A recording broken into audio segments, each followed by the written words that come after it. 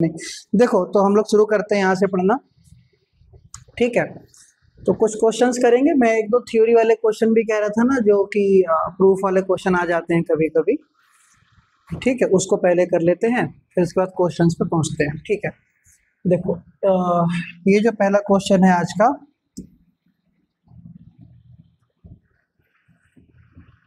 ये है क्वेश्चन। देखो क्या कह रहे हैं। हाँ, ये डेरिवेशन का पार्ट है, दिख रहा है ना, बोर्ड पूरा यहाँ से लेकर यहाँ तक दिख रहा है ना सारा। चलो चलो बढ़िया।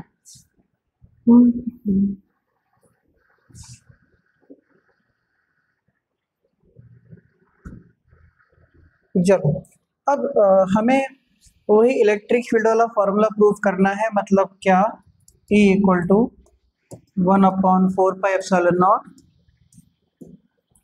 2 लैम्डा अपॉन r, है ना।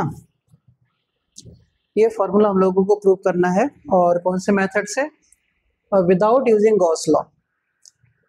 हमें गॉस लॉ यूज नहीं करना है, उस मेथड से यूज करना है, ठीक है। चलो देखते हैं कैसे करें इसको प्रूफ।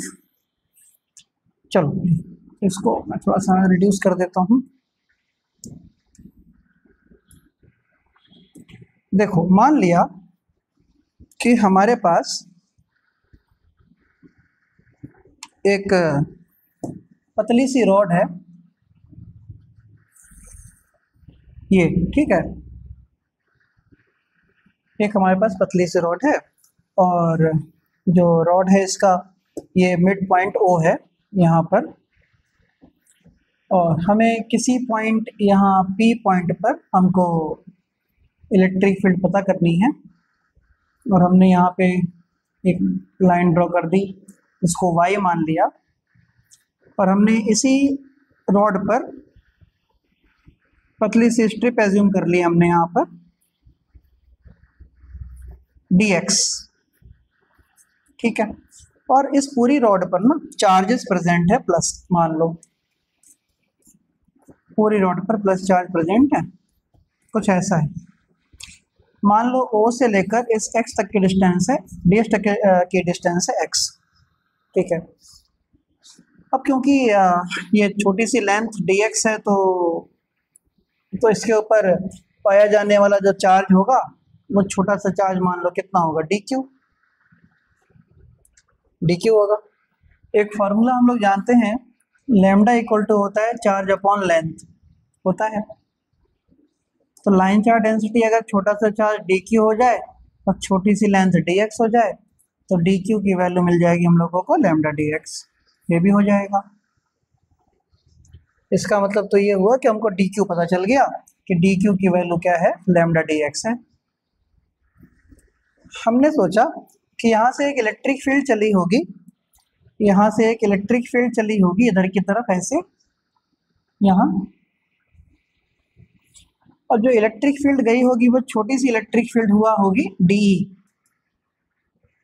अगर मान लो इसने यहाँ पे एक एंगल बनाया होगा थीटा, ठीक, तो इसके दो कंपोनेंट हो जाएंगे, इसके दो कंपोनेंट हो जाएंगे, एक इधर की तरफ कंपोनेंट हो जाएगा, एक ऊपर की तरफ कंपोनेंट हो जाएगा। अब जब कंपोनेंट हो जाएगा तो हो सकता है ये वाला एंगल कितना होगा, थीटा होगा, तो इधर की तरफ हिस्सा आ जाएगा DE cos थीटा, और यहाँ आ जाएगा DE sin थीटा आ जाएगा। अब हम एक बात को चेक करें, ये इन्फिनिटी रॉड है, तो माइनस इन्फिनिटी इधर का है लिमिट, और इधर है प्लस इन्फिनिटी, तो पूरी rod minus infinity two plus infinity काम कर रही है। चलो तो बच्चे अगर देखा जाए, अगर ये छोटा सा एलिमेंट, अगर ये छोटा सा एलिमेंट में यहाँ ले लेता, इलेक्ट्रिक फील्ड इधर की तरफ आती, कॉस ऊपर जाता, साइन इधर आता, साइन साइन कैंसिल हो जाता। नहीं 2 नहीं कह सकते ना, क्योंकि फिक्स नहीं है, पता नहीं कहाँ से कहाँ तक है। तो ऐसे ऐसे तो इनफाइनाइट DE cos थीटा होंगे, इनफाइनाइट DE sin थीटा होंगे, सब कैंसिल हो जाएंगे, सारे DE cos थीटा ऐड होते चले जाएंगे, तो आंसर DE cos थीटा की तरफ आएगा। तो हमें करना क्या है कि जो इलेक्ट्रिक फील्ड हम लेंगे, उस इलेक्ट्रिक फील्ड को मैं ये कह देता हूँ कि मैंने एक डी कॉस थीटा को पकड़कर इंटीग्रेट कर दिया, मैंने एक डी कॉस थीटा को पकड़कर क्या कर दिया, इंटीग्रेट। तो सबसे पहली चीज तो ये देखना है कि डी क्या होगा। डी का फॉर्मूला होता है 1/4πε0 चार्ज अपॉन दूरी का स्क्वायर, इसको आर मान लो। तो चार्ज कितना, डी क्यू अपॉन कितना, आर स्क्वायर। तो इलेक्ट्रिक फील्ड हमको दिखेगी, electric field equal to integration 1/4πε0 d q upon r square cos theta, आया ना। इसलिए E इक्वल टू क्या मिलेगा हमको, इंटीग्रेशन 1/4πε0 और डी क्यू की वैल्यू कितनी आई थी, लैम्डा डी एक्स आई थी।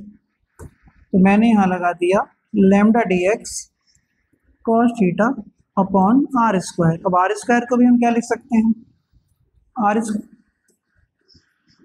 हाँ मतलब ऐसे ही x square plus y square, हाँ रूट तो हट ही जाएगा। अब देखो हम यहाँ तक पहुँच गए, जब हम यहाँ तक पहुँच गए हम जरा लिमिट ले रहे हैं, हमने लिमिट लिया -∞ टू +∞, हमने लिमिट लिया हर जगह -∞ टू +∞ पूरे रॉड के लिए। अगर मैं ऐसा करूं कि मैं थोड़ा सा इसमें बदलाव कर दूं, ऐसा लिख दूं E इक्वल टू 2,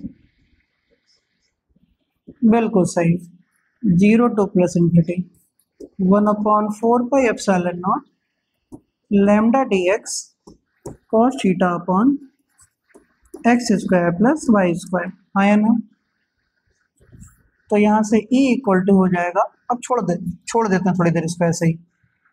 अब देखो, अब हमने क्या किया, इस ट्राइंगल में ले लिया tan थीटा, इस ट्राइंगल में हम ले लेते हैं अपने मन से tan थीटा, क्योंकि हमको ये लिमिट ना चेंज करनी पड़ेगी, हमको लिमिट चेंज करनी पड़ेगी थीटा के हिसाब से, और dx को भी चेंज करना पड़ेगा थीटा के हिसाब से। तो tan थीटा लिया मैंने बेटा, तो परपेंडिकुलर अपॉन क्या आया, बेस। तो x इक्वल टू कितना हुआ, y tan थीटा। इसको हम लिख सकते हैं dx equal to y tan theta को लिख सकते हैं sec square theta d theta, partial differentiation. क्यों, क्योंकि इसमें वेरिएबल क्या क्या है, एक तो थीटा वेरी कर रहा है, x वेरी कर रहा है, y तो फिक्स है, y तो कभी चेंज नहीं होगा ये वाला, x, ये x यहाँ चेंज होगा, थीटा अपने आप चेंज होता जाएगा, ऐसे करके ऐसे करके ऐसे करके ऐसे। चलो, तो हमको dx भी मिल गया थीटा के फॉर्म में, देखो मिल गया ना। तो हम क्या करें, इसको यहाँ रख देते हैं। तो E इक्वल टू, ये आ गया 2 इंटीग्रेशन 0 टू ∞ 1/4πε0 dx की लैम्डा, dx आ गया y sec square theta d theta into cos theta upon x square plus y square, और x क्या है, हाँ प्लस का वाई स्क्वायर हो जाएगा बस। तो अब लिमिट चेंज करते हैं, करें क्या, एक बार x इक्वल टू 0 रखते हैं यहाँ पे, तो x इक्वल टू 0 रखते ही tan थीटा मिला 0, इसका मतलब थीटा इक्वल टू 0 डिग्री। अब x इक्वल टू हमने रखा है ∞, तो tan थीटा हमको मिला ∞, इसका मतलब थीटा इक्वल टू π/2। तो लिमिट भी चेंज हो गई, अब लिमिट चेंज हो गई तो सॉल्व कर देते हैं। तो E equal to 2 integration 0 to π/2 1/4πε0 lambda y sec square theta d theta cos theta upon y square common ले लिया, तो 1 + tan square theta sec square theta आ गया, sec से sec पूरा खत्म हो गया, एक y से y खत्म हो गया। तो बेटा E इक्वल टू कितना आ गया, 2 इंटू 1/4πε0 बाहर निकाल लिया, लैम्डा भी बाहर निकाल लिया, integration 0 to pi cos theta d theta आ गया। y है, y भी बाहर आ गया 2/y, तो E इक्वल टू, तो ये हो जाएगा 2, इसको लिख देते हैं 1/4πε0 2 λ/y कॉस्ट, हाँ अंदर 1 बचेगा सब सोल्व करके, तो हो गया। तो ये इक्वल टू आ गया भैया 1/4πε0 2 λ/y, काम खत्म। ये हम लोगों को प्रूव करना था विदाउट यूजिंग गॉस थ्योरम, बिना गॉस थ्योरम का यूज करके हम लोग इसको प्रूव कर सकते हैं, सही है। अच्छा, गॉस थ्योरम का यूज करके प्रूव कर सकते हो क्या तुम इसको? ये फॉर्मूला गॉस थ्योरम का यूज करके प्रूव कर सकते हो क्या?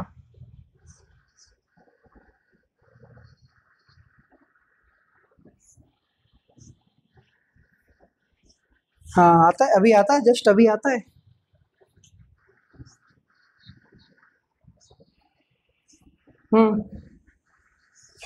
ई D S, E dot D S, E dot D S में E D S cos theta, theta 0, D S को 2πr_l लिख देते थे। हाँ 2πr_l करके उसका और दोनों को इक्वेट कर देते थे। चलो बहुत बढ़िया। चलो ये वाला क्वेश्चन देखो तो जरा,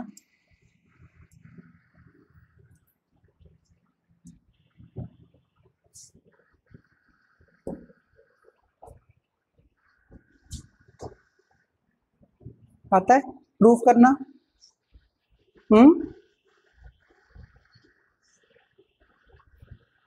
नहीं, प्रूफ, पूरा प्रूफ करना आता है। हाँ डायरेक्ट फार्मूला नहीं, पूरा प्रूफ। एक सेमी सर्कुलर रिंग की वजह से, पूरा सेमी सर्कुलर रिंग की वजह से सेंटर पर इलेक्ट्रिक फील्ड का फॉर्मूला निकालना, ठीक है। एक फॉर्मूला याद है थोड़ा बहुत?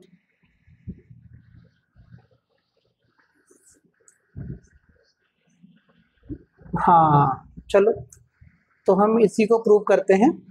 देखो क्या कह रहा है, कह रहा है कि thin semi circular ring of radius A, thin semi circular ring है, उसकी रेडियस ए है और इस charge uniformly and the charge per unit length is lambda, तो find the electric field at its centre.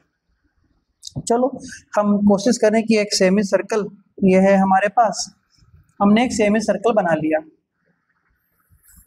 ठीक, ये हो गया। अब जब सेमी सर्कल हो गया ये, ऐसे घूम जाओ,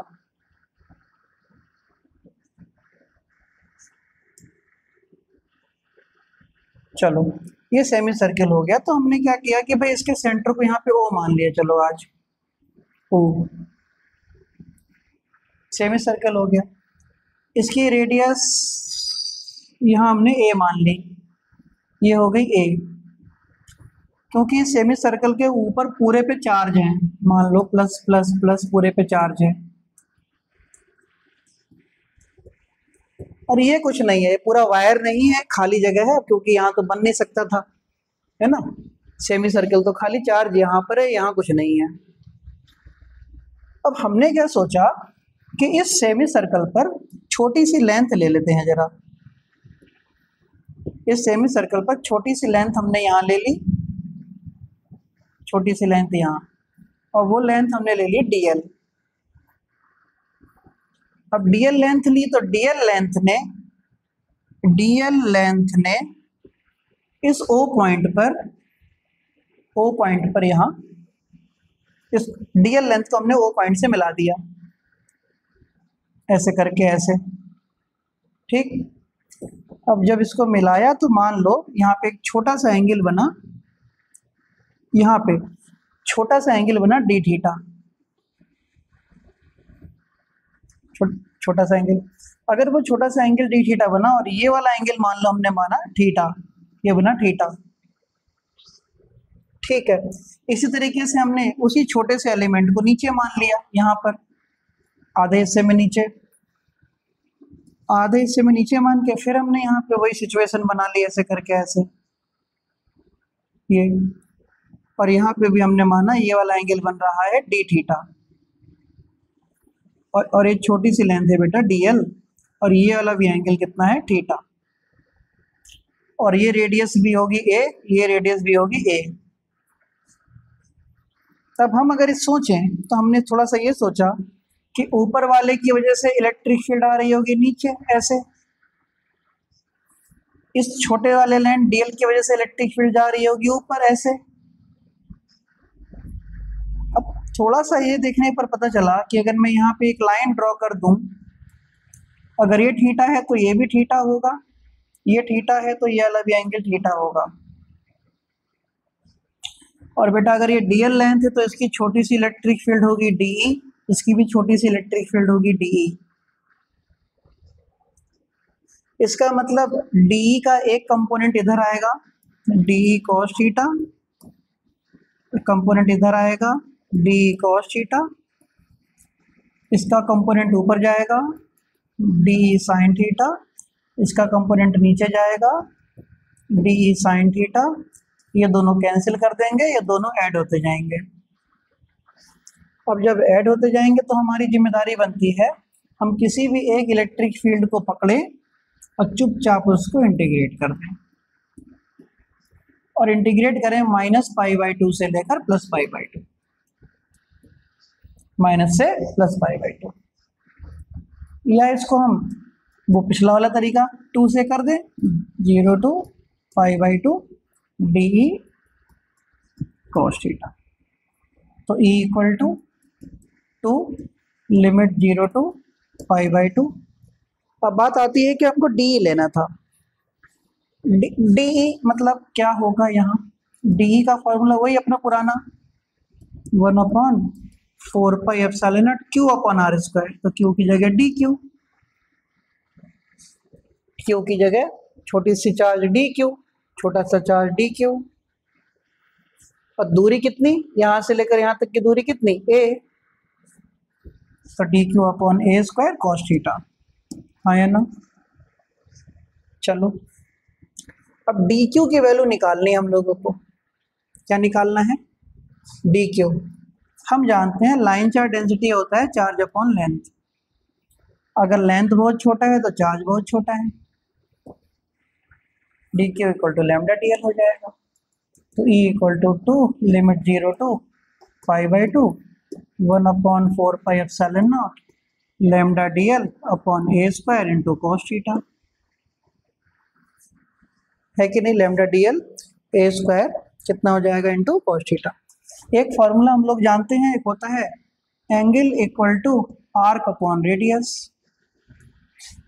अगर हम छोटा वाला ट्राइंगल ले लें ये वाला, तो एंगल कितना डी थीटा, आर्क कितना dl, रेडियस a, तो एंगल कितना d theta, arc dl, radius a। तो dl की वैल्यू हमको यहाँ से मिल जाएगी dl equal to a d theta. तो अगर हमको यहाँ से dl मिल गया तो बेटा E इक्वल टू कितना आ गया 2 इंटीग्रेशन 0 to π/2 1/4πε0 लैम्डा dl की जगह हो जाएगा a डी थीटा इंटू कितना cos theta upon a²। a से a मर गया, तो E इक्वल टू 1/4πε0 बाहर, 2 लैम्डा बाहर, इंटीग्रेशन a नीचे से a भी बाहर, cos theta d theta 0 to वही π/2 अपना। तो E equal to 1/4πε0 2 lambda upon a, ये तो 1 हो जाएगा। काम खत्म हो गया, electric field proof. 1/4πε0 2 lambda upon a, सही है, बढ़िया। तो ये फॉर्मूला आ गया किसका, सेमी सर्कुलर चार्ज रिंग की वजह से, सेमी सर्कुलर चार्ज रिंग की वजह से उसके सेंटर पर इलेक्ट्रिक फील्ड। बात खत्म, सही है। इसको एक दो बार प्रैक्टिस कर लेना, क्योंकि आदमी डायग्राम भूल जाता है कभी कभी ना, पहली लाइन याद नहीं आती करना, थोड़ा सा बार बार प्रैक्टिस में जरूर रखना इस चीज को। और मैं तुझको बेटा एक चीज भेजूंगा अभी, है ना, उसमें सारे टॉपिक है ना, वो सारे टॉपिक को डेली डेली अगर हम रिवाइज कर सकते हैं, मैं तुझको भेज ही दूँ आरुष 1 मिनट का टाइम दो मुझे।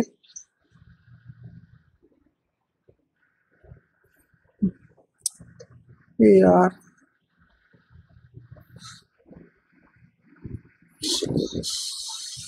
पारस,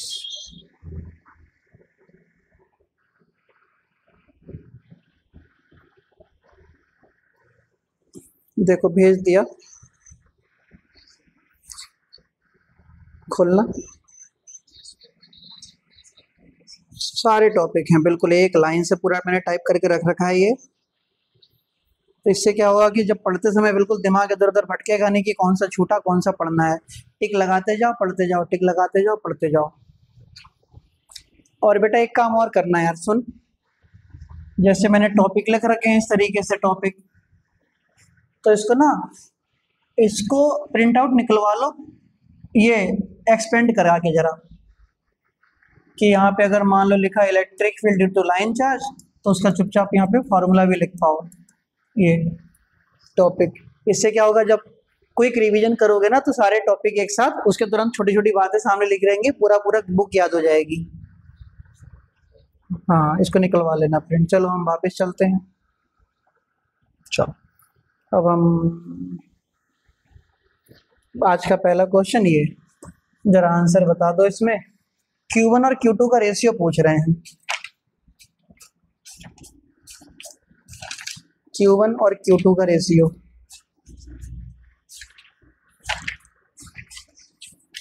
कैसे?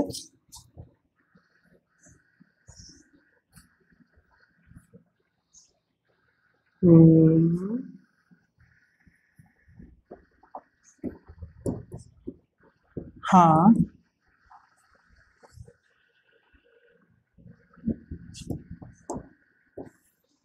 गिनो, सही से गिनो।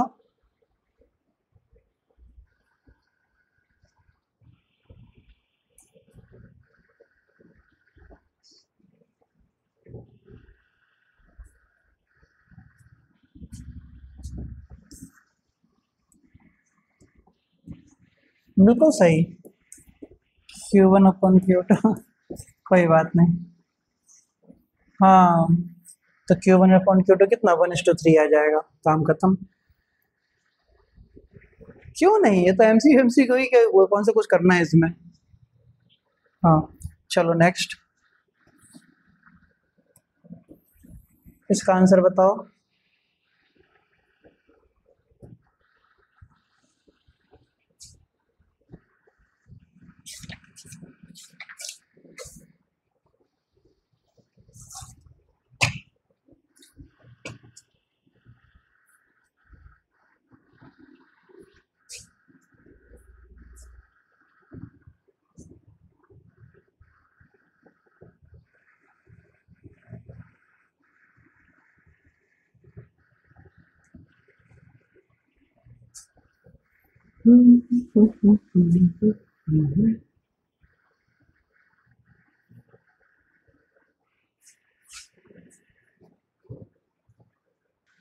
चलो देखते हैं।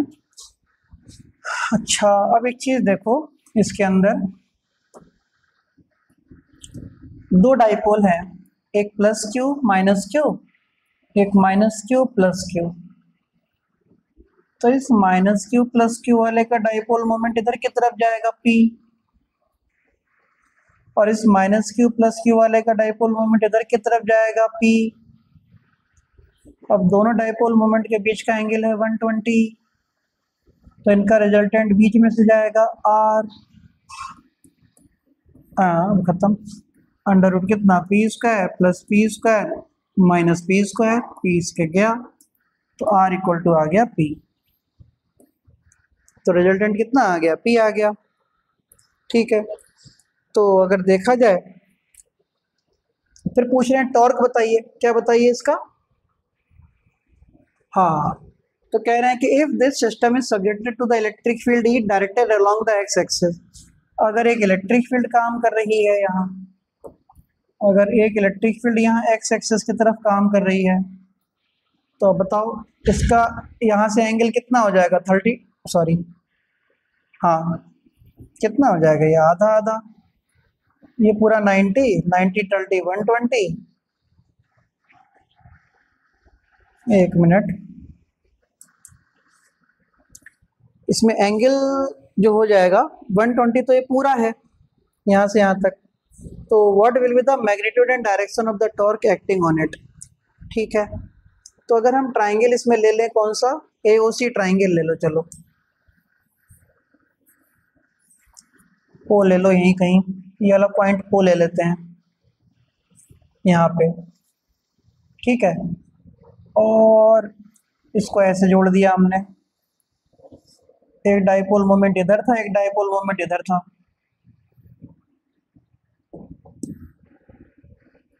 तो हमने क्या किया,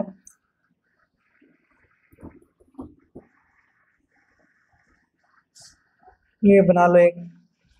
ठीक है, तो एक्स एक्सेस की तरफ से इलेक्ट्रिक फील्ड तो यहाँ जा रही है, एक्स एक्सेस की तरफ से what is the resultant dipole moment if this custom electric field is directed along the x axis, what will the magnitude and direction of the torque acting on it। Torque का formula हम जानते ही हैं, tau equal to होता है P sine theta, लेकिन हम theta क्या लेंगे, पी। थीटा की वैल्यू अगर हम ले रहे हैं इसमें, ये नहीं, थीटा की वैल्यू देखो, अगर इलेक्ट्रिक फील्ड इधर आ गया, रिजल्टेंट यहाँ आ गया, तो ये तो होगा 60 डिग्री, ये होगा 60 डिग्री, इलेक्ट्रिक फील्ड से कितना होगा 30 डिग्री, जाहिर सी बात है मिड पॉइंट होगा आधा आधा, तो साइन 30 ले लेंगे, तो टाउ इक्वल टू कितना हो जाएगा, PE/2, बात करते हैं। हाँ, इलेक्ट्रिक फील्ड से एंगल लेंगे, ठीक है।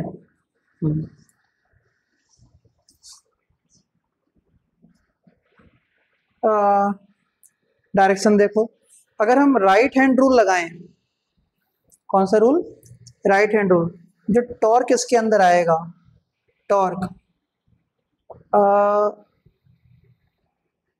ऊपर ये वाई दे रखा है इन्होंने, ऊपर इधर है, हो गया एक्स, ये वाई डैश, चलो। तो टॉर्क अगर हम लगा रहे हैं, इलेक्ट्रिक फील्ड इधर की तरफ हो गया, रिजल्टेंट ऊपर की तरफ हो गया, है ना। तो अगर ऐसे करके लगा दें तो बाहर की तरफ निकलता दिखाई देगा, प्लस जेड डायरेक्शन में। अगर इलेक्ट्रिक फील्ड इधर की तरफ है, सोचो, है ना, टॉर्क यहाँ की तरफ जिसका रिजल्टेंट जा रहा है डाइपोल का, तो अगर हम राइट हैंड मतलब रूल लगाएं इसके अंदर, राइट हैंड रूल, तो ये मूवमेंट किधर की तरफ आ रही है, बाहर की तरफ आ रही है। अगर हम थंब इधर रखें, थंब इलेक्ट्रिक फील्ड की तरफ रखें, हमारी उंगलियां कहाँ से घूम के आ रही हैं, बाहर आ रही हैं, बाहर। तो इसको लिखेंगे डायरेक्शन इसकी प्लस जेड डायरेक्शन, तो डायरेक्शन इसकी आ गई प्लस जेड डायरेक्शन, ठीक है।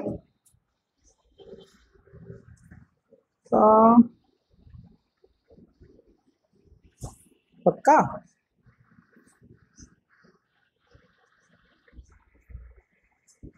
नहीं, इसको हटाओ, इलेक्ट्रिक फील्ड इधर है, एक डाइपोल मोमेंट ऊपर, एक डाइपोल मोमेंट इधर, रिजल्टेंट डाइपोल मोमेंट इधर है। हाँ, सोचो सोचो, अगर हम देखें PE साइन थीटा, PE और P क्रॉस E, E है प्लस एक्स एक्सेस की तरफ, E हो गया तुम्हारा, E हो गया प्लस एक्स एक्सेस मतलब प्लस आई कैप की तरफ हो गया, ठीक है। ये जो आर्बिट्रेरी डायरेक्शन आ रहा है, तो ये तो आई कैप प्लस जे कैप में जा रहा है,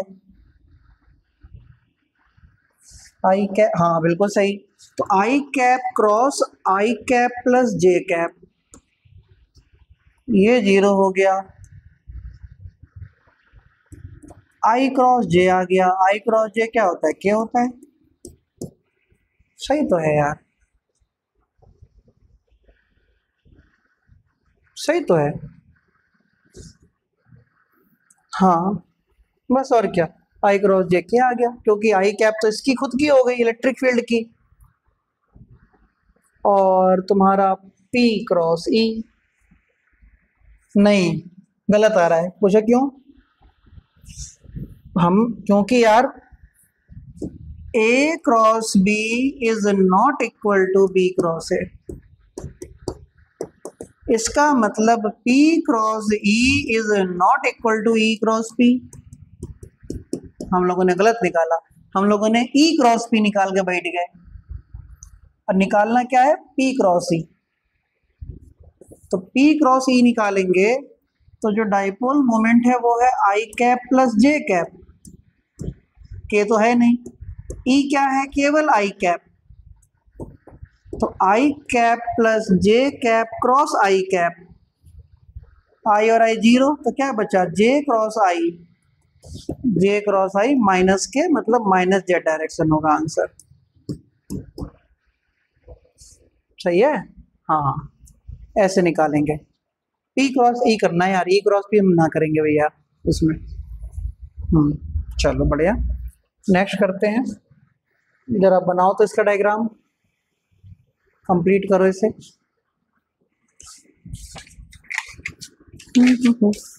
रात में कितने बजे सोते हो?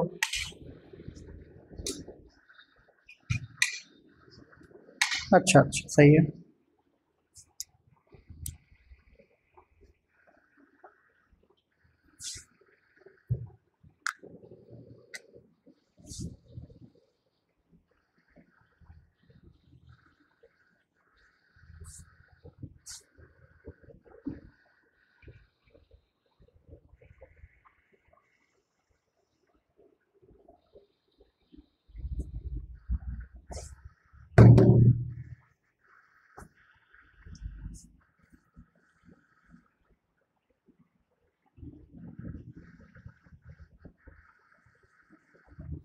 बना?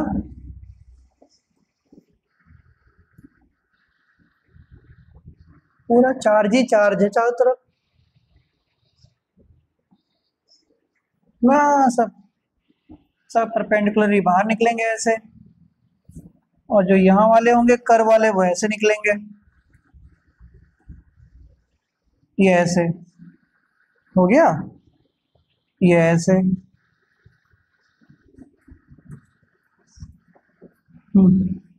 हाँ, बाहर की तरफ हो ऐसा, बस, क्योंकि अंदर तो जाने से रहा इलेक्ट्रिक फील्ड। ठीक है, तो ये हो गया, बात खत्म। चलो भाई आगे बढ़ते हैं।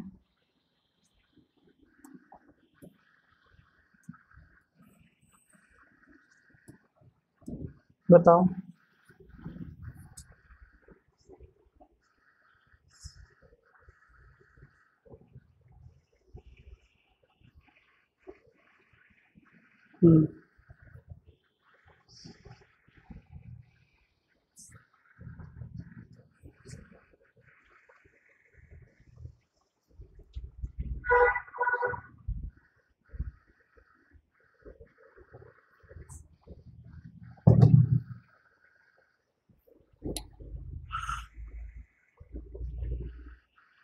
फटाफट फटाफट करते चलो।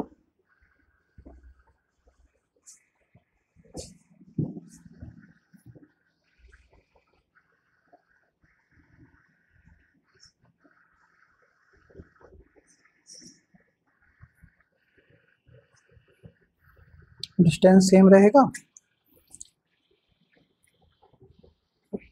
कितना? लेकिन वो सेम फोर्स कह रहे हैं ना, वो कह रहे हैं कि फोर्स सेम रहे, डिस्टेंस में तो चेंज करना पड़ेगा फिर अगर फोर्स सेम रखना है तो। तो देखें, देखो चलो देख लेते हैं। एफ अगर हम बात करें एयर की, किसकी? एफ एयर की बात करें तो इसका फॉर्मूला तो पता ही है कि 1/4πε0 Q1 Q2 अपॉन कितना, आर स्क्वायर। ठीक है, इसको हम किसके बराबर कह दें? एफ के बराबर कह देते हैं। कह रहे हैं 2 point charges placed at a distance r in air exert a force F on each other. At what distance will these charges experience the same force F in the medium of the dielectric? पहले दोनों charges के बीच में air भरी हुई थी, तो बीच में distance r थी, इनके बीच का फोर्स F था। अब कह रहे हैं कि जो दोनों चार्जेस हैं, पता नहीं इनके बीच की डिस्टेंस कितनी हो जाए, लेकिन फोर्स वही रहे, और इनके बीच में कोई मीडियम भर दिया गया है। तो फोर्स का फॉर्मूला फोर्स तो सेम ही रखेंगे, तो हो जाएगा 1/4 pi epsilon not Q1 Q2 upon K into R dash square. ये तो हो जाएगा, ठीक है। ये भी फोर्स सेम है। अब क्या करें, हम इसको दोनों को डिवाइड कर दो, 1/2 चाहे 2/1 कर दो। ये F मीडियम हो गया, और ये भी है तो F ही है। या चाहो तो दोनों को इक्वल रख देते हैं, दोनों को इक्वल रख दें तो कितना आ जाएगा, R स्क्वायर इक्वल टू कितना आ जाएगा, K R डैश स्क्वायर। तो R dash equal to R square by K आ जाएगा, तो R dash equal to R upon root K आ जाएगा। ठीक, ये आ जाएगा पक्का। चलो आगे बढ़ते हैं। चलो जी,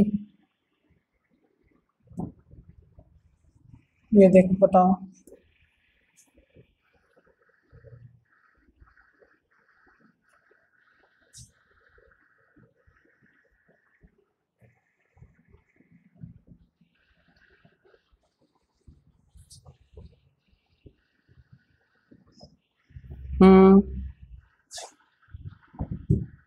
एज अ मीडियम अटैक करेगा, बिल्कुल सही, बिल्कुल सही। तो F medium equal to F upon K, क्योंकि ब्रास होता है मेटल, तो मेटल का K की वैल्यू होती है इन्फिनिटी, वो हो जाएगा 0। सही, इन्फिनिटी। बाकी कुछ उल्टा सीधा देंगे तो वो पेपर में देते हैं सब अपने हिसाब से। चलो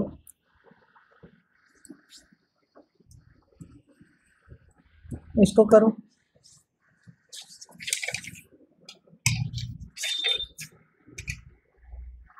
दिख रहा है?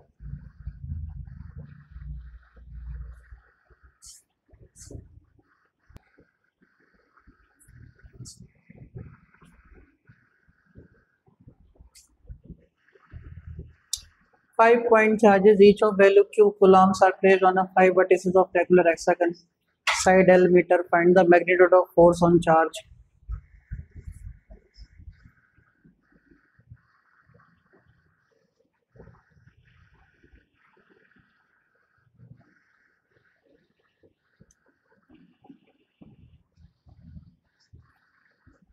KQ स्क्वायर बाई,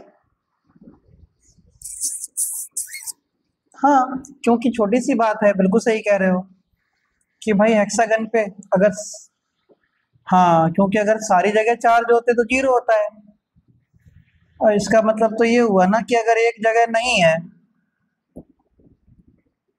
तो एक ही बच रहा है, इसका मतलब इन सब का मिलाकर इस अकेले के बराबर होता, तो जो अकेले का होगा वही सबका होगा।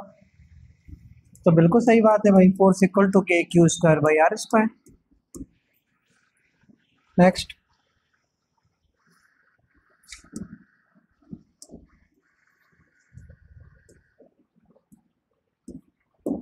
देखो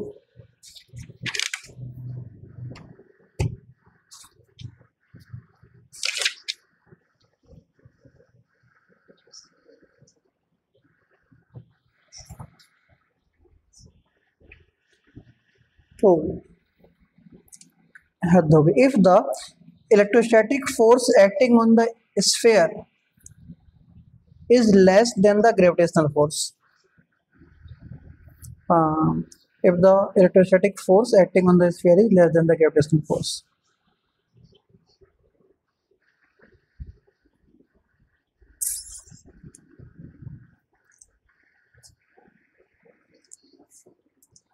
चलो देखो, कह रहे हैं कि भैया a simple pendulum consists of a small sphere of mass m suspended by a thread of length l। तो एक मास m लेंथ l से लटका दिया गया यहाँ पे। The sphere carries A positive charge q, इसके ऊपर पॉजिटिव चार्ज है q। The pendulum is placed in the uniform electric field of strength E directed vertically upward. अब डायरेक्टेड वर्टिकली अपवर्ड मतलब नीचे एक प्लेट होगी, ऊपर एक प्लेट होगी, नीचे वाली प्लेट पॉजिटिव होगी, ऊपर वाली प्लेट नेगेटिव होगी। तो कह रहे हैं with what period will the pendulum oxalate. तो पेंडुलम में कितने पीरियड से टाइम पीरियड निकालना ऑक्सीलेशन हो रहा होगा। तो हम क्या करें, इसको हल्का सा यहाँ ले आते हैं ऐसे करके यहाँ तक, और मान लो ये वाला एंगल हो जाता है थीटा। हाँ देखो, हाँ इसका मास m है। अब एक बात सोचो, इसके ऊपर चार्ज कितना है q। तो हम सबसे पहले तो ये देख लें कि इस मास m के ऊपर फोर्स कौन कौन से लग रहे हैं बेटा। तो सबसे पहली चीज तो इसका नीचे की तरफ वेट लग रहा होगा mg, पहला काम। और ऊपर की तरफ एक फोर्स लग रहा होगा QE, क्योंकि प्लस वाला रिपेल कर रहा होगा, माइनस वाला अट्रैक्ट कर रहा होगा। तो इसके ऊपर अगर हम ध्यान दें तो नेट फोर्स लग रहा होगा mg माइनस QE, ठीक, क्योंकि वो खुद कह रहा है द, हाँ तो इलेक्ट्रोस्टैटिक छोटा हो गया, ग्रेविटेशन बड़ा हो गया, सही है। अब एक फॉर्मूला होता है वही F इक्वल टू कितना ma, लेकिन आज ma नहीं mg डैश ले लेंगे, क्योंकि g की वैल्यू में चेंज आ जाएगा, क्योंकि g की वैल्यू g रही नहीं जाएगी, वो तो चेंज हो जाएगी, क्योंकि इलेक्ट्रोस्टैटिक फोर्स भी काम कर रहा है। तो g डैश की वैल्यू आ गई F अपॉन m। अब फोर्स कितना है, mg minus QE upon m। इसका मतलब g डैश की वैल्यू आ गई g minus QE upon m। और टाइम पीरियड का फॉर्मूला तुम जानते ही हो, 1/2 पाई, जी डैश हो जाएगा इस बार, तो 1 कितना 2 pi under root L upon G dash. तो ये आ गया g minus QE upon m, answer.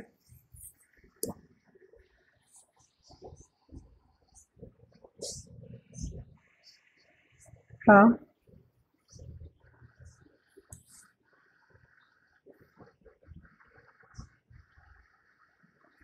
Restoring force इधर की तरफ mg साइन थीटा, इधर mg कॉस थीटा, इधर force F equal to QE, ऐसा वाला। हाँ हाँ ओमेगा आ जाएगा, बिल्कुल सही कह रहे हो। वो क्या डिफरेंशियल इक्वेशन बन जाएगी। हाँ कर लो, वैसे कर लो, चाहे तो ऐसे कर लो। इसी में देखो एक टाइप और कह देते हैं, सब कुछ ऐसा ही रहेगा, सब कुछ ऐसा ही रहेगा, ऊपर पॉजिटिव नीचे नेगेटिव प्लेट लगा देंगे, तो बस हर जगह क्या आ जाएगा, प्लस आ जाएगा, क्योंकि QE भी नीचे लगेगा, mg भी नीचे लगेगा, तो हर जगह प्लस आ जाएगा। तो फिर ये पूछ देते हैं कभी कभी कि बताओ दोनों में टाइम पीरियड ज्यादा किसका, कम किसका, इसका कि उसका। तो टाइम पीरियड इसका क्या ज्यादा, उसका नीचे की तरफ प्लस आ जाएगा, तो डिनोमिनेटर क्या हो गया, बड़ा हो गया, तो वैल्यू छोटी हो जाएगी। तो mg प्लस QE वाले में टाइम पीरियड कम, इसमें टाइम पीरियड ज्यादा। क्योंकि एक बार बहुत पहले तुम शायद क्लास LKG UKG में रहे होगे, 2010 में कौन सी क्लास में थे? अबे तेरी, तो कोई नहीं, तो 2010-11 के लगभग का एक क्वेश्चन पूछा था, दोनों बताओ, फिर दोनों में डिफरेंस बताओ, कंपेयर करो कि टाइम किसका ज्यादा किसका कम। उसके बाद आज तक ये क्वेश्चन नहीं आया कभी 15 साल में। नेक्स्ट, हाँ उस समय 5 नंबर का, अब इस समय तो 3 नंबर में देंगे यार, आजकल के डेट में ये सब बढ़ गया मामला ये तो।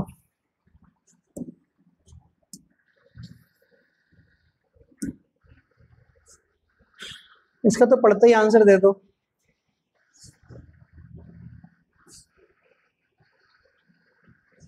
बात खत्म, बिल्कुल सही, क्योंकि भाई पेंटागन है तो पेंटागन का तो बस सिंपल वही काम कि एक चार्ज के बराबर चार बाकी के चार चार्ज का फोर्स हो जाएगा। सिंपल, आगे बढ़ते हैं।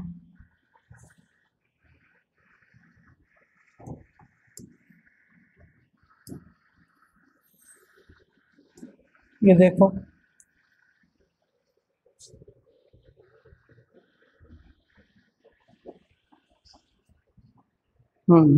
ये कल वाला जैसा ही क्वेश्चन है एक।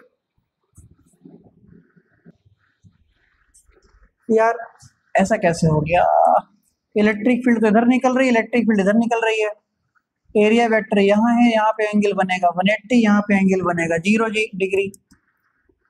तो अगर हम सबसे पहले देखें, सबसे पहले अगर हम इसको देखें तो हम एम वाले सरफेस को लेते हैं पहले, E M E D S cos theta मतलब 180 मतलब -1, ई कितना दिया है 5ax प्लस 2b सब कुछ -1, तो 5, ए की वैल्यू इंटू डी एस, तो 5ax, ए की वैल्यू 10, एक्स की वैल्यू 0 प्लस 2, बी की वैल्यू 5, एरिया 0.01 है, पक्का 100 10 की पावर -4, सही। चलो तो ये तो 0 हो गया, ये आया कि माइनस में 10 इंटू 0.01 मतलब माइनस का 0.1।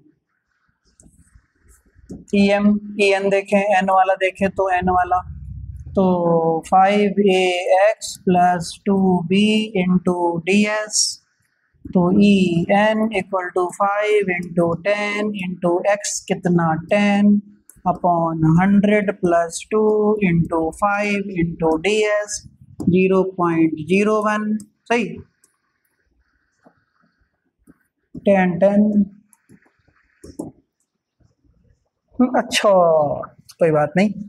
तो 5 देखिए 5 दूनी 10, 5 15, 15 इंटू 0.01, तो ई एन इक्वल टू 0.15, तो E total equal to E M plus E N 0.15 है, 0.1 है, तो कितना आ जाएगा, हाँ 0.05 न्यूटन पर कूलम।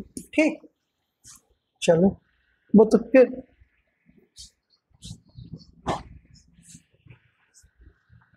हाँ, क्योंकि कुल मिला के x है तो डिस्टेंस ही, क्योंकि x का मतलब इस वाले सरफेस की एक्सेस से दूरी, तो 10 सेंटीमीटर है तो 10 सेंटीमीटर को मीटर बदल दिया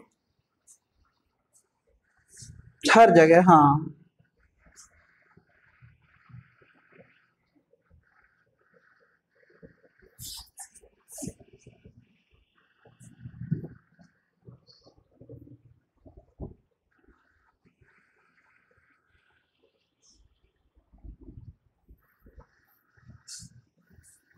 टोटल चार्ज 0 हो जाएगा, हाँ वो तो फिर डाइपोल है, बस कर दो मल्टीप्लाई फटाक से।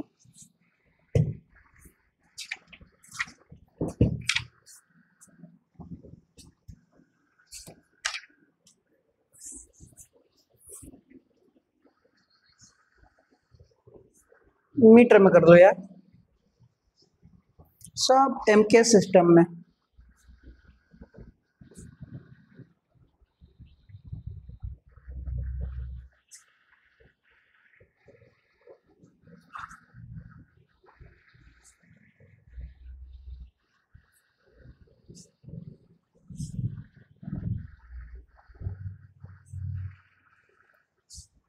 आ गया,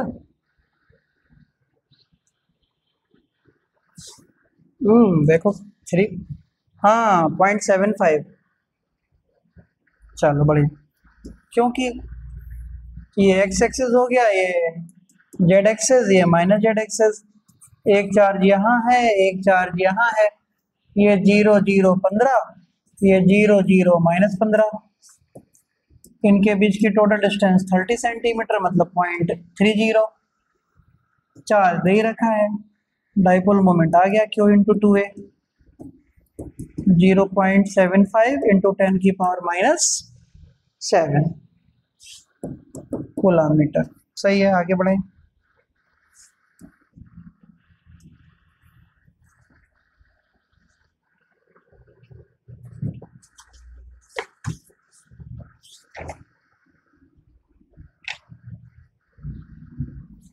कोई छूट गया क्या क्वेश्चन? नहीं छूटा।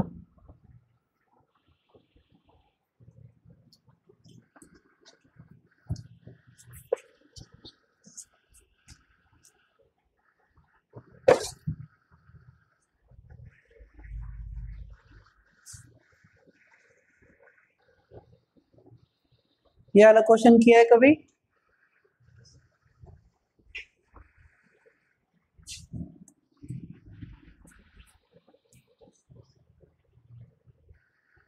A thunder cloud carries a charge of इतना coulomb at a height of 4000 metre and a charge of -50 coulomb at a height of 2000 metre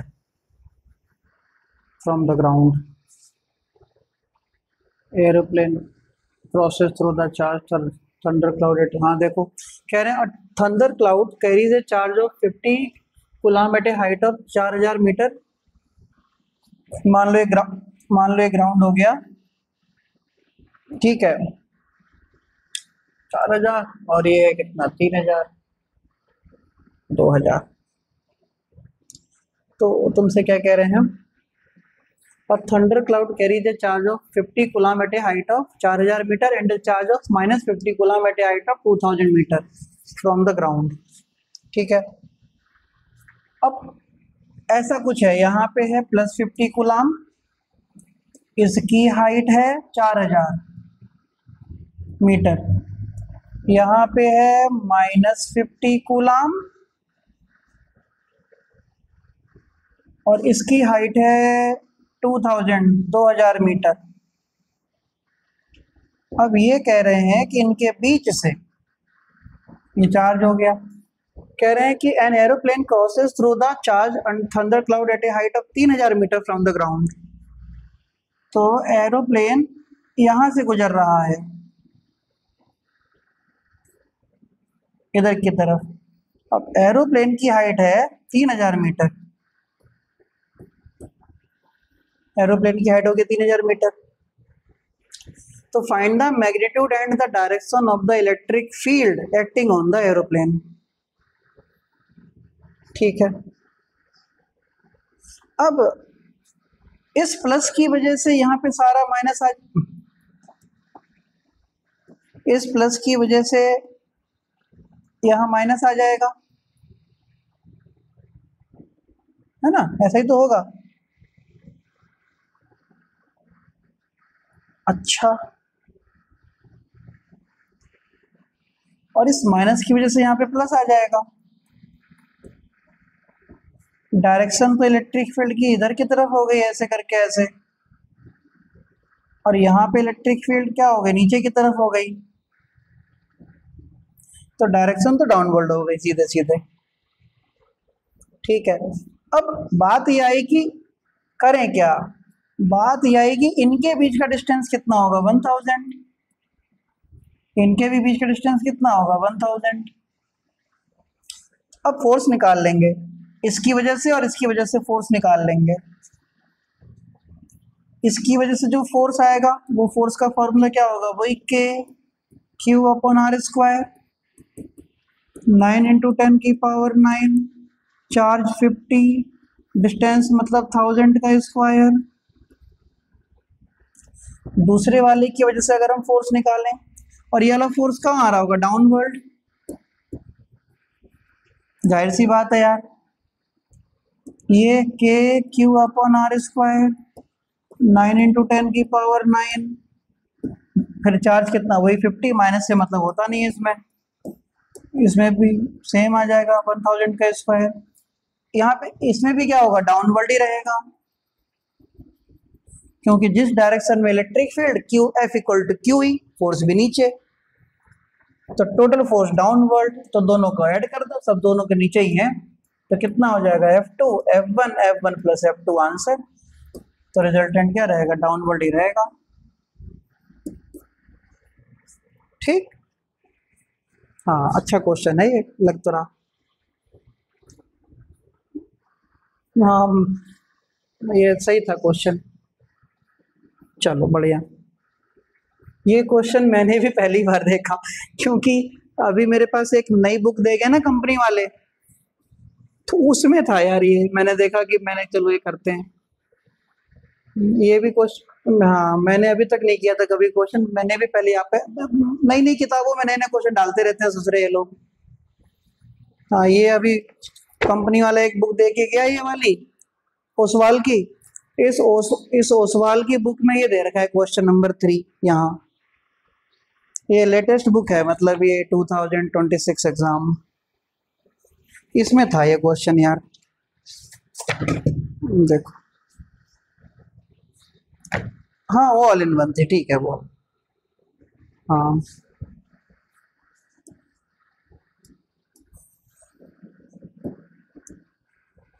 करो।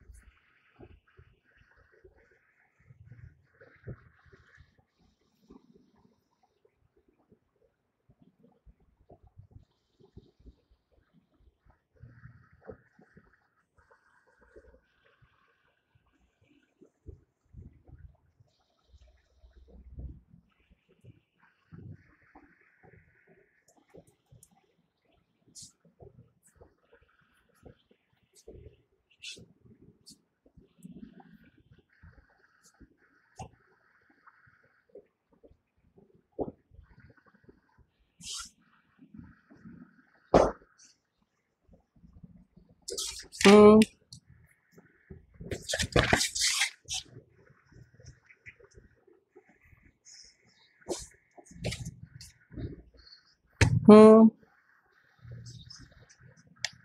हम्म तो फाइनल आंसर क्या आएगा एक्सेलरेशन का,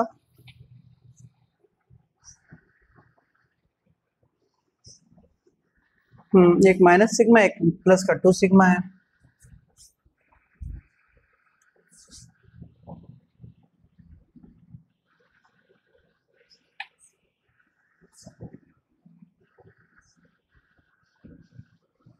अच्छा अच्छा चलो एक चीज देखें,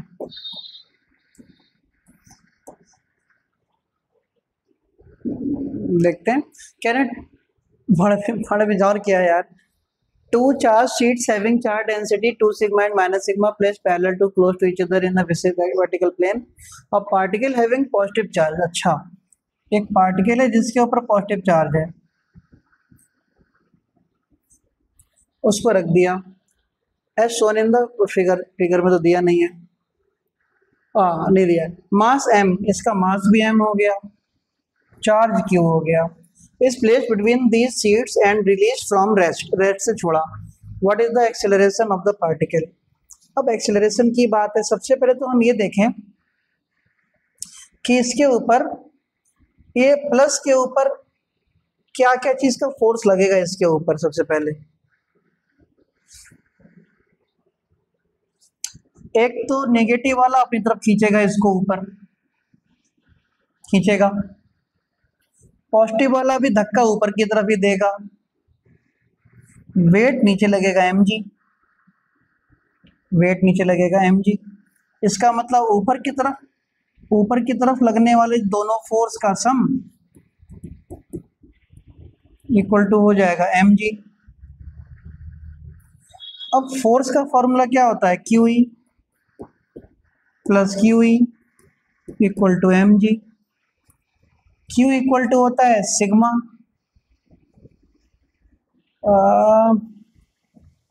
Q छोड़ो, Q रहने दो, चार्ज तो Q ही है ना, एक हो जाएगा ई, एक को ले लो ई डैश, क्योंकि इसका वाले को मान लो ई डैश, इसके वाले इलेक्ट्रिक फील्ड को मान लो ई, तो क्या लिख दूं मैं, E plus E dash equal to M G, तो Q sigma upon 2 epsilon naught plus यहाँ पे कितना 2 sigma upon 2 epsilon naught equal to M G, है ना। तो Q इंटू कितना 3 sigma upon 2 epsilon naught equal to कितना एम जी। पूछा क्या है, एक्स एफ नेट पूछा है, एफ ने नहीं, ये मैंने फालतू ये इक्वल इक्वल लगाया, अलग अलग निकाल लेते। हाँ यार सॉरी, इसको एक्सेलरेशन पूछा है ना, इसका मतलब बैलेंस थोड़ी कर रहा है, अरे यार इसका मतलब तो नेट एक्सेलरेशन तो नीचे ही है ना, नेट एक्सेलरेशन नीचे, इसका मतलब F equal to M A नीचे है, तो नेट एक्सेलरेशन वाला फोर्स इक्वल टू बड़ा फोर्स माइनस छोटा फोर्स, तो हम ये कह दें सीधे सीधे तो ज्यादा अच्छा रहेगा कि एम ए इक्वल टू बड़ा फोर्स एम, बड़ा फोर्स नीचे लगेगा ऊपर लगेगा,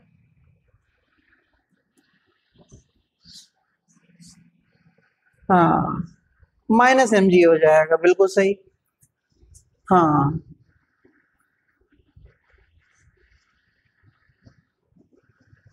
ओ, तो 3Q sigma upon 2 epsilon naught minus M G, तो A equal to 3Q sigma upon 2 epsilon naught M minus G, यही आंसर आ जाएगा। हाँ कोई बात नहीं, वो ये इक्वल इक्वल का कोई चक्कर नहीं है, इक्वल नहीं है ये, हाँ क्योंकि सब कुछ तो ऊपर जा रहा है, वेट एम जी नीचे लग रहा है खाली फालतू का। हाँ नेक्स्ट क्वेश्चन,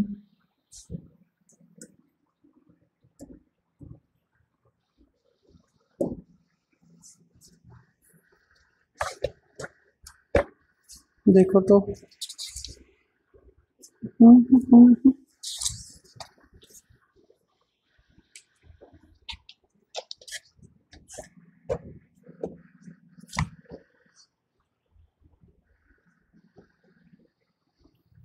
तो जीरो होगा तो एंगल जीरो हो जाएगा, ठीक है, पाई/2 हो जाएगा। इसका कोई डायग्राम बना सकते हो सो ग्राफिकली?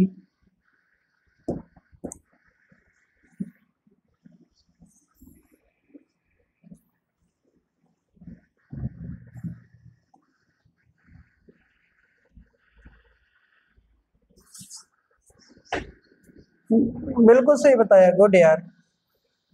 बस ये हो जाएगा जीरो, ये पाई, ये 2 पाई, यहाँ पे 90 डिग्री पे मैक्सिमम हो जाएगा, 0 डिग्री पे जीरो हो जाएगा, क्योंकि वो वही वही सेम है नहीं। तो जो 0 डिग्री होगा यहाँ पे टॉर्क मिनिमम हो जाएगा, और जो 90 डिग्री होगा यहाँ पे टॉर्क मैक्सिमम हो जाएगा, सिंपल।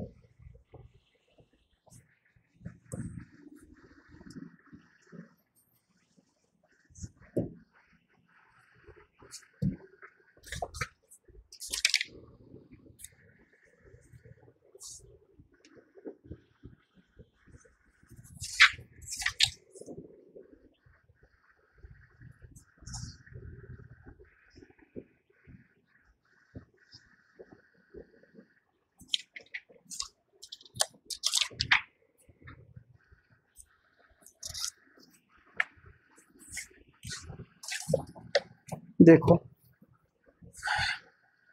हाँ, what will be the ratio of the surface density of the inner surface of that of outer surface of a hollow conducting sphere? hollow है, inner surface or outer surface, if a point charge is placed at the center of the hollow conducting sphere having internal radius r and outer radius 2r। अच्छा, तो ये कह रहे हैं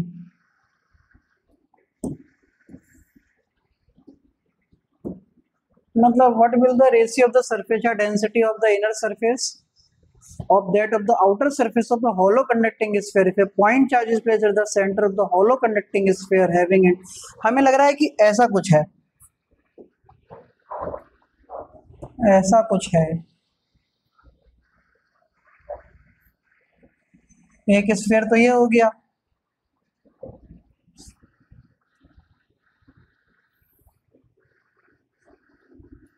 एक इसी के अंदर आ गया, अब इसी को भर दिया, होगी ना कोई थिकनेस इसकी, तो टोटल तो सॉलिड नहीं है। अब चार्ज अंदर रख दिया यहाँ पे क्यू सेंटर पे, अंदर वाले की रेडियस आर हो गई, बाहर वाले की रेडियस 2r हो गई। तो क्या पूछ रहे हैं, तो रेशियो ऑफ सरफेस डेंसिटी पूछ रहे हैं। ना देखो देखो, सबसे पहली चीज तो हम अगर ये देखें कि भाई क्या कह रहे हैं, इस प्लस की वजह से अंदर माइनस आ जाएगा यहाँ,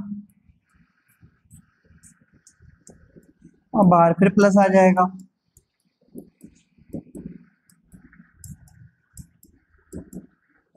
अब सरफेस डेंसिटी का फॉर्मूला होता है sigma equal to charge upon area. अब अंदर वाले का चार्ज है माइनस क्यू, बाहर वाले का चार्ज होगा प्लस क्यू, तो अंदर वाले की surface density sigma 1, charge minus Q upon area कितना 4 पाई आर स्क्वायर, सिग्मा 2 बाहर वाले के चार्ज कितना प्लस क्यू, ये हो जाएगा 4 पाई 4r स्क्वायर, तो q अपॉन 4 पाई r square into 1/4 sigma by 4, मतलब सिग्मा 1/4, तो sigma 1 upon sigma 2 equal to हो जाएगा 4:1, आंसर आ जाएगा। ठीक, चलो फिर आज हम लोग यहीं पे रोकते हैं, फिर हम लोग मिलते हैं कल। ठीक है बेटा, चलो कल स्कूल आओ, फिर करते हैं जैसा होगा। मैंने तो आजा, देख ले कैसा क्या करना है। ठीक है, चलो आ जाओ, कॉपी चेकिंग क्या पहले तो पढ़ाएंगे यार, कॉपी चेकिंग तो होती रहेगी, देख लेंगे। हाँ चलो, गुड नाइट।